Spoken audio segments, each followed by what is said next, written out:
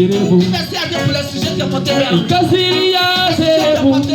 Jehovah Ikasiria Serebu.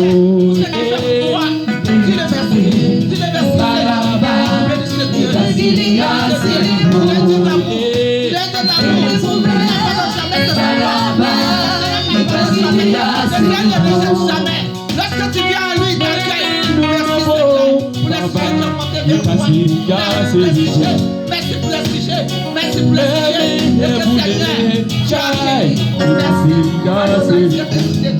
Je vais te dire merci, papa.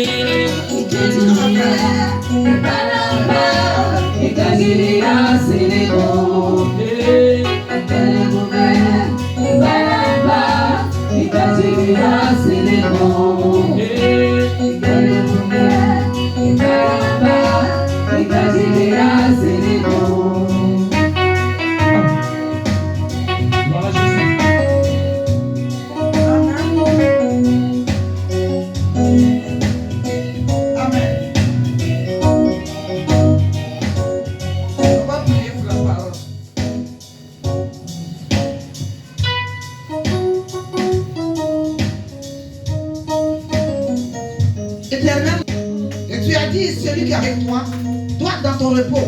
Aujourd'hui, au jour de repos, nous sommes avec toi. Voilà ce matin, la parole qui va passer. Je reste ce que je suis, je ne connais rien, je ne sais rien. Je reprends cela en tes mains. Et que tu nous ouvres l'esprit. Et je t'invite en ce lieu pour venir, Seigneur, prendre ce micro pour nous enseigner, pour nous nourrir. Car la nourriture de notre âme est la parole de Dieu. Transforme nos vies. Et que cette parole nous éclaire. Et que cette parole soit une lampe à nos pieds, pour nous guider, pour nous diriger, pour nous conduire partout. Seigneur, si nous vivons, c'est par ta grâce que nous vivons. Seigneur, je vais te dire merci. Je vais bénir ton nom. Je vais te rendre toute la gloire. Tout ce que tu fais dans la vie de tes enfants. Au nom de Jésus. Amen. Amen.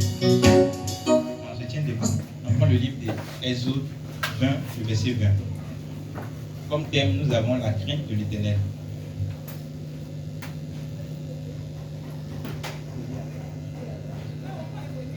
Moïse dit au peuple, ne vous effrayez pas, car c'est pour vous mettre à l'épreuve que Dieu est venu. Et c'est pour que vous ayez sa crainte devant les yeux, afin que vous ne péchiez point. Amen. Amen. Les pas encore. Exode 20, 20. Moïse dit au peuple, ne vous effrayez pas. Ne vous effrayez pas. Car c'est pour vous mettre à l'épreuve que Dieu est venu. C'est pour vous mettre à l'épreuve que Dieu est venu. Amen. S'asseoir. Ce matin, voici ce message Dieu, cette parole Dieu a voulu que nous partagions ensemble ce matin. Les enfants d'Israël étaient dans l'esclavage. Et les enfants d'Israël avaient toutes sortes de problèmes. Les enfants d'Israël aujourd'hui signifient toi et moi. Amen. Et les enfants d'Israël étaient manipulés par les Égyptiens. Ils souffraient des travaux forcés. On les frappait, on les manipulait. Ça criait, ça pleurait. Et lorsque Dieu a dit à Moïse, voilà le travail que tu vas faire. Voilà ce que tu vas faire. Moïse n'a pas la langue facile. L'Éternel dit, va. Quand Dieu lui a conduit et qu'il a déplacé les enfants d'Israël en chemin partant,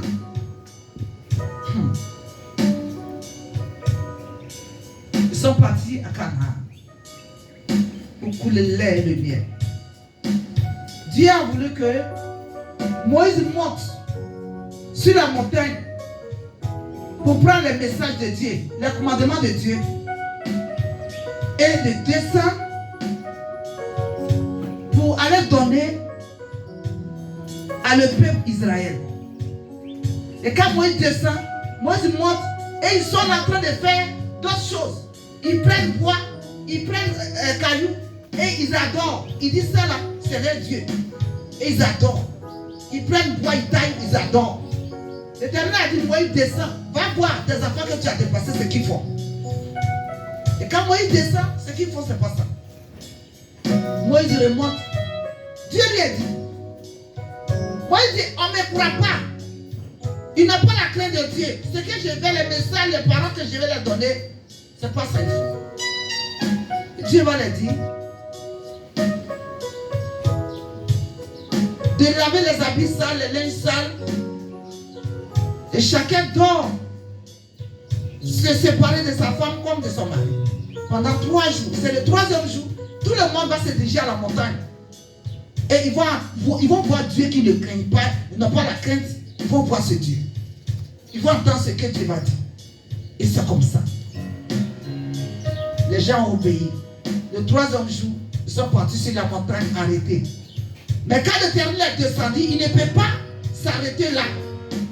Le feu de Dieu pénétrait dans les plantes des pieds et ne peut pas s'arrêter sur les propres pieds. Et ça criait. Moïse en a entendu. Moïse en a compris. À partir d'aujourd'hui, on va craindre Dieu. On va faire ceci. On va faire cela. Amen. Reprends. Moïse dit au peuple, ne vous effrayez pas. Et Moïse disait au peuple que ne vous effrayez pas. Là, c'est pour vous mettre à l'épreuve que Dieu est venu. C'est pour vous mettre à l'épreuve que Dieu même est descendu sur la montagne. Et c'est pour que vous ayez sa crainte devant lui. C'est pour que vous ayez sa crainte devant lui. Afin que vous ne péchiez point. Afin que vous ne péchiez plus.